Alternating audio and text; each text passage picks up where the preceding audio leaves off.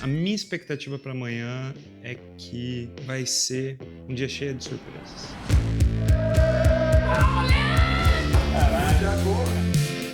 Tem muita coisa ainda para ser realizada até amanhã. E, infelizmente, a gente não tem muito tempo.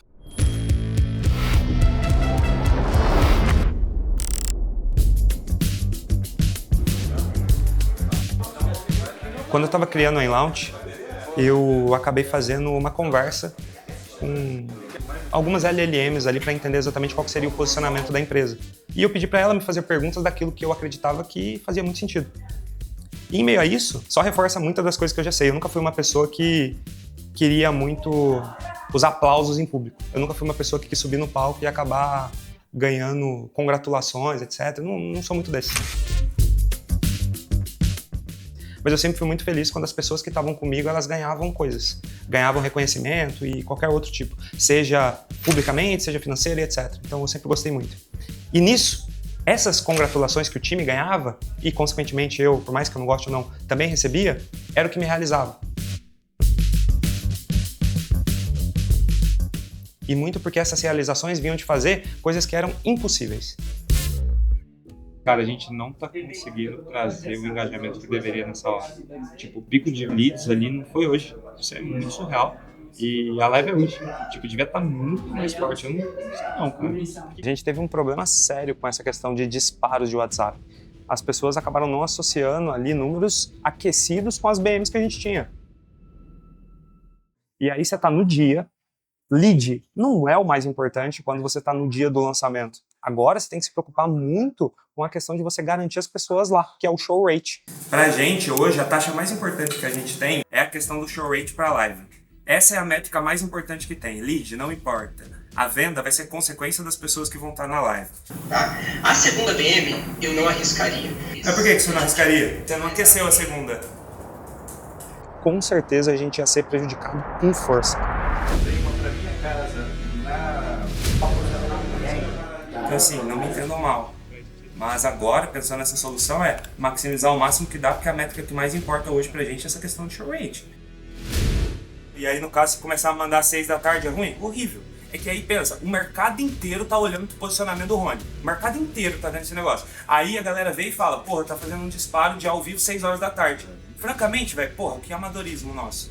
A galera julga, velho. A galera, tipo, um monte de guru olhando esse negócio falando, ainda bem que ele veio do varejo, porque não sabe fazer. Mano, feio, entendeu? A galera julga, velho. Eu há muito tempo não sentia, vou confessar pra vocês, esse friozinho na barriga.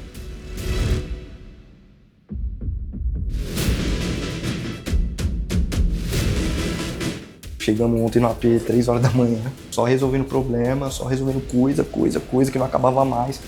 E hoje é o dia, né, cara? Hoje dá certo ou dá certo, não tem outra opção. Ou vai, porra, é isso. Você encontrou esse cara aí? É estranho. Esse cara aqui meio estranho, cara, me foi apresentado pelo Bake, meu sócio.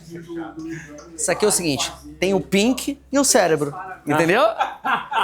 Aqui, isso aqui é a máquina, isso aqui é massa cinzenta pura e simples.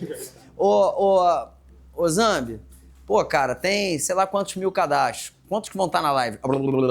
10 mil. Quanto que a gente vai vender no ongoing? 20 mil. Tem uma lógica, você vai estar certo. Mas aí você olha só tela preta aqui, vai coding o dia inteiro. Bizarro. Quando eu entrei no G4, eu fui convidado para acabar tocando uma unidade de negócio que até então nem tinha se formalizado ainda. Eu fui a primeira pessoa na folha de pagamento do online. Acabei entrando numa unidade de negócio de online, escalei ela até fazer cerca de 30 milhões por ano. Acabei adquirindo, por conta de todo o mérito, uma nova unidade, que é a unidade do Skills, G4 Skills, uma plataforma B2B, e a gente combinou 2 unidades para que eu cuidasse de toda a parte de digital da companhia, tanto B2C quanto B2B. E a gente chegou a cerca de 60 colaboradores. E depois eu acabei indo para o marketing, que a gente chegou a ter mais ou menos cerca de 88 colaboradores. Um time muito robusto. Só que parece muito estranho você acabar indo de uma unidade de negócio de online, depois para ir para o marketing. Mas não. Ao longo de todo esse processo, ao longo de todo 4 anos, onde eu entrei quando o G4 fazia 50 e eu saí quando ele fazia 400 milhões por ano, eu acabei construindo muitas estratégias de marketing relacionadas a go-to-market. Quem comprar pagar online agora, R$3.000 só, não vou nem falar o que é. Vou nem ficar falando o que é, tem que confiar. Se pagar agora online aqui, vai ser recebido pelo O Iluminado, Zambinati, O Iluminado. Foda-se. O homem que faz a empresa faturar em um mês o que ela faturou no segundo ano. Ao longo desse período, a gente teve o prazer de escrever muitos movimentos. Então, aniversários da empresa, 4 aniversários, a gente teve mais de 30 produtos online lançados, de todas as categorias, de finanças, de vendas, de marketing, de cultura, de CX, de tudo que você puder imaginar, com personas, maturidades, tudo diferente. E tem vários momentos nesse sentido onde a meta era extremamente impraticável e era matematicamente também impossível. E não foi uma, não foi duas, não foi 3 vezes, várias vezes, as pessoas chegavam para mim e falavam: nossa, a gente precisa desenhar um plano para que a gente entregue tantos milhões a mais. E quando a gente tinha exatamente esse desafio, a gente gostava de provar para todos que o que eles duvidavam era possível de ser feito desde que a gente trabalhasse bem. E para escolher exatamente todas as pessoas da Inlaunch, sem dúvida, não tinha como não ser baseado nos fatores que eu acho mais importante, que é o interesse. É muito difícil ensinar alguém a ser interessado. E todas as pessoas que eu fiz questão de acabar chamando para formar essa tropa, elas acabaram marcando a minha trajetória por serem muito acima da média nesse quesito. E assim, na minha trajetória, eu já contratei gente que quando você olha currículo, ou quando você olha simplesmente a trajetória, por onde passou, etc., elas têm um histórico incrível, muito capacitadas. Mas, quando elas chegam de fato para executar aquilo, elas não têm o maior interesse, ou até mesmo não têm a predisposição a aprender, não estão necessariamente atualizadas, e é uma série de coisas que vai totalmente contra o que a gente viu numa folha de papel. E aí, entrando nesse contexto, eu fiz questão de acabar chamando o Yuri, porque ele foi uma das pessoas que acabou marcando na trajetória. Ele é um cara especialista em branding, entende muito da direção artística, ele é um cara que sabe métricas de performance e, quando é necessário, ele acaba até cuidando de um grupo de WhatsApp. Eu troquei as mensagens, tipo, mensagem 1, mensagem 2, eu joguei no Consent. Porque eu quebrei em grupo. Isso é legal também pra gente puxar. Eu quebrei no grupo dos embaixadores e no grupo... Legal, hein? Porque daí a gente consegue ver a conversão por canal. E daí o quanto que a galera engajada, primeiro de embaixadores, comprou em relação a isso. Isso deve ser foda. Vai ajudar pra caralho. Yuri? Ah, o Memphis. Brincadeira. Cara, o Yuri é muito brabo. Frentista, esses dias. Fui parar, porra. Caralho, posso te falar uma coisa? Eu falei, porra, fudeu, né? Vai falar que o pneu zoou, aconteceu alguma coisa. Tipo, deu merda, tá ligado? Daí ele falou assim, cara, tu parece muito reto. Daí tu já sai como? Gigante, né, pô? Sai pra trabalhar daquele jeito, você já vai acelerando. Você fala, cara, aqui é meu dia, sabe? Aqui cheguei, já era. Bom demais. Passa no posto, só abasteço lá agora. O cara nem tá mais lá. Só esperando mais um dia pro maluco me chamar de Hamilton. Tinha uma vez que a gente tava no meio de uma estratégia de go-to-market, já monetizando, e de repente acabou a energia onde a gente tava e todos os acessos que a gente tinha estavam condicionados em celulares que ele tava carregando. Porque, tipo, eu era responsável no WhatsApp também lá no G4. E eu odiava fazer essa merda, mano. Odiava. Eu tinha que andar com 7 celulares na bolsa. Cara, um monte de chip. Até hoje tem chip na minha bolsa, por conta que eu ficava trocando de número, fazendo conta. E ele tava no meio de um percurso, quase ficando sem bateria. E coincidentemente foi o dia que minha casa tava sem luz. Eu tinha 5% de bateria no celular, alguma coisa assim. E um golpista conseguiu entrar na comunidade, mandar um link de checkout, falando que a gente tinha aberto a pré-inscrição, só que a gente não tinha aberto ainda a pré-inscrição, tipo assim, tava longe. E a galera, eu sabia que a galera ia comprar. Mas ele sempre deu um jeito. Ele é um cara que não tinha tempo ruim e se dedicava muito acima da média. E daí, tipo assim, cara, eu vi muito rápido, eu consegui, tipo, apagar, porque, pô, não daria pra fazer isso, ele tava fazendo de uma forma bizarra. Aí, mano, consegui apagar, tirei print, liguei pro responsável de tech na época. Ele foi, começaram a ir atrás do checkout do cara pra derrubar. Enquanto isso, eu tive que sair da minha casa correndo pra procurar algum lugar que tinha luz pra eu conseguir ver como ficavam os grupos. E esse cara tentou, tipo assim, mais umas 5 vezes no dia. Só que, tipo, cara, foi uma merda, tá ligado? E isso que, cara, cuidar de grupo, quando você tá alocado numa função de design, assim, é uma coisa que é um pouco diferencial. Mas não só por isso, mas por todo o conjunto. Por isso que eu falo que tocar isso é horrível. Só que mesmo assim, eu acho que até hoje, se eu não me engano, eu fui a pessoa que mais fez receita em relação a isso de grupo do WhatsApp na companhia. Tipo, a gente tinha feito cerca de 4 milhões de um único canal específico. E é o que tira mais vantagem. É como se a gente falasse, se eu vou fazer um teste de design aqui dentro da organização, eu tenho que saber se ele consegue analisar métricas financeiras. Você tem que ir totalmente contrário. Se eu vou analisar um vendedor, eu tenho que saber se ele consegue acabar fazendo uma ementa. Então, eu acho que essa questão de você correlacionar áreas diferentes é o que vai fazer com que a gente tenha um time único. Rony, você encontrou esse cara aí? É estranho. Esse cara aqui meio estranho, cara, me foi apresentado pelo Bake, meu sócio. Eu conheci o Rony depois que as estratégias já estavam rolando, o movimento já tinha definido. Teve um dia que ele entrou numa call. Você, Kauzami? Eu entrei numa call outro dia, eu fiquei elogiando um maluco por 20 minutos, porque tinha sido do caralho a estratégia. E aí, depois que eu descobri que era você, caramba, eu tava elogiando o cara errado. Aí ele contou isso na call, eu achei, porra, não, sou eu, mas, porra, obrigado pra caralho, mano. Vamos fazer história. Os 5 que era guruzinha, aquele 5%. Eu tava com outro projeto, resolvi passar uma semana aqui no Rio, e de repente um grande amigo, o que acabou me conectando com esse projeto, ele falou que estava numa nova empreitada que ele ia passar, ia empreender, ia acabar tocando um novo projeto, e eu falei para ele que no momento não fazia sentido abraçar mais nada. Só que ele acabou apresentando o que ele queria fazer e mostrou principalmente os números que ele queria buscar. E não era uma coisa matematicamente viável. E aí, ele insistiu 1, 2 vezes e no final do dia, a gente teve que abraçar esse desafio.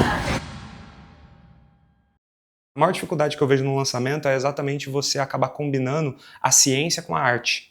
E eu falo ciência muito na questão de você analisar a quantidade de números, sejam page views, sessões, leads, e cada um deles acaba tendo uma determinada receita por lead para que você contemple o atingimento de uma meta que foi imposta por um planejamento estratégico. Ô Zambi, pô, cara, tem sei lá quantos mil cadastros. Quantos que vão estar na live?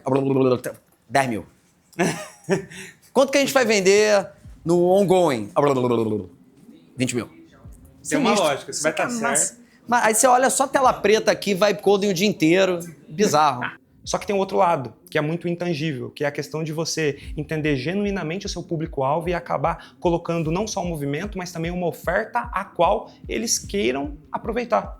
E para isso, parte de um momento onde tem-se uma bandeira muito clara sendo defendida. Pelo que eu entendi aqui, tá? A gente deve ter aqui nessa live uns 65% empreendedores e uns 30% líderes nas organizações. E os 5? Vocês sabem que são os 5 outros que estão aqui escondidinhos? Sabe quem é? Os gurus de internet. A turma veio aqui agora a minha live. Já que vocês vieram aqui torcer contra, vou entregar valor na live até pros gurus de internet. E essa parte artística, que você se preocupa muito no lançamento, ela é uma coisa que você só aprende se você tiver muito repertório. Tá. Quantos cadernos que você falou? Só não Cadê? Porque tem muitos. Não sei qual que você quer. Todos.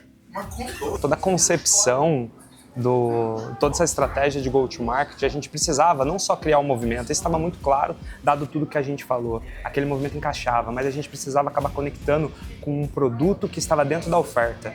E aí que a gente ficou sabendo que tinham 20 anos de aprendizado em uma estante na casa do Rony. Esse tipo de conteúdo era inigualável. É porque o acting, o produto que a gente vai lançar, o storytelling, é que a gente pegou todos os 20 anos de caderno e transformou em produto digital. Tudo organizado, exatamente padronizado. Vieram todos, estão todos lá pra gente mostrar, tá? Olha só, esse aqui eu botava data e índice. Esse aqui é de 2017.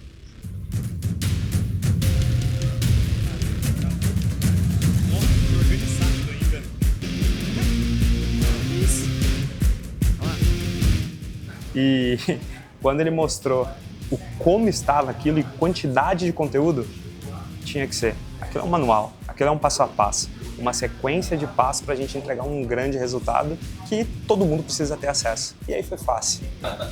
Eu acho que essa porra vai revolucionar o negócio, tá? Acho. Todos os disparos preparados, a gente já vai comunicar em todo o local, porque vai ser um show e a aula que a gente vem preparando aí há uma semana. E eu garanto, vai ser do caralho. E ó... Vamos, porra! Do caralho. E atrás... In-lounge, galera. É in-lounge, porra. O fato de eu ter aceitado esse projeto é porque eles me apresentaram uma meta que até então era matematicamente inviável. Que sem a arte, sem você entender genuinamente como combinar tudo, a gente não ia conseguir acessar. A gente não ia conseguir atingir. Hoje, a realização minha vem de pegar projetos que ninguém conseguiria tocar, principalmente porque as pessoas vão acabar travando no primeiro impossível que tem. E quando eu voltei, nas respostas, nas perguntas do que o ChatGPT estava me dando, ele fez uma pergunta que eu achei sensacional. Que ele perguntou: quando você entrar na sala com seu time, o que você gostaria que as pessoas sentissem? Aí eu respondi em primeira vez assim: eu gostaria que eles sentissem uma epifania. Aí ele falou: como assim? Explique mais. Bom, eu quero que essas pessoas fiquem em choque e tenham epifanias para que elas vejam que boas ideias acabam atingindo o impossível. E aí ele falou: mas esse choque é de medo ou de felicidade? Aí eu respondi: dos dois. E em meio a isso, eu acredito bastante que dá para resumir que a InLaunch ela acaba abraçando projetos de go-to-market que beirão impossível.